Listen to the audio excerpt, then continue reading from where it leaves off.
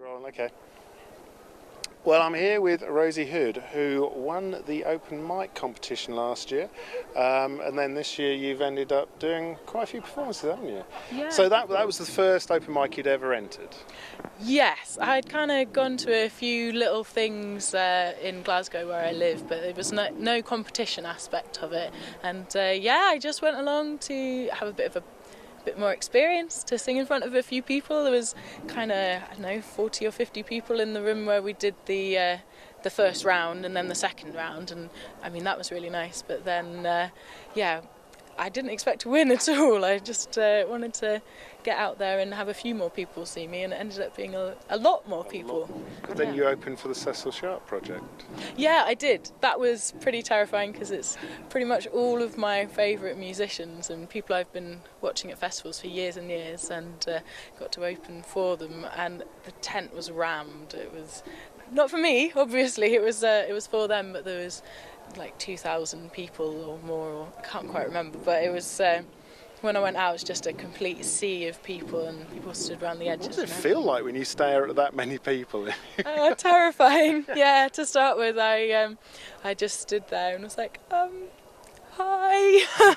And but having that many people singing the choruses back to me was incredible, and they were all really, really responsive, and they were so nice to me. The fact that, an open mic winner, they weren't quite sure what they were going to get, and but they were really responsive, joined in and listened. And I'm an unaccompanied singer, so it's a very listening kind of thing, and everyone was absolutely silent.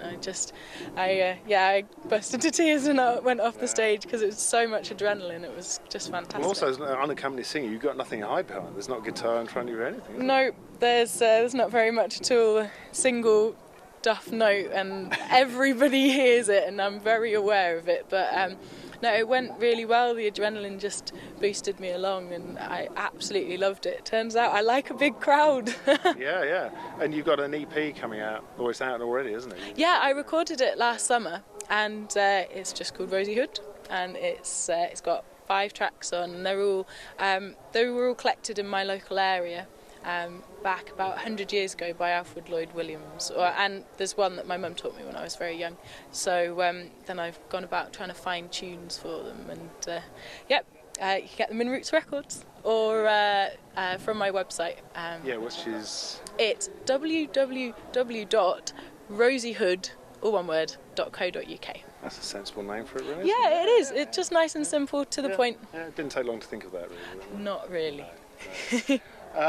But then winning that, you got to open for Cecil Sharp, and then this year you're back doing several gigs. Yeah, and you're doing a workshop. Yeah, I'm doing the youth workshops with Refocus in the Reef marquee just behind us, and that was through a different way. That wasn't from the open mic, but it's been really, really enjoyable working with the kids and getting them up on stage tomorrow.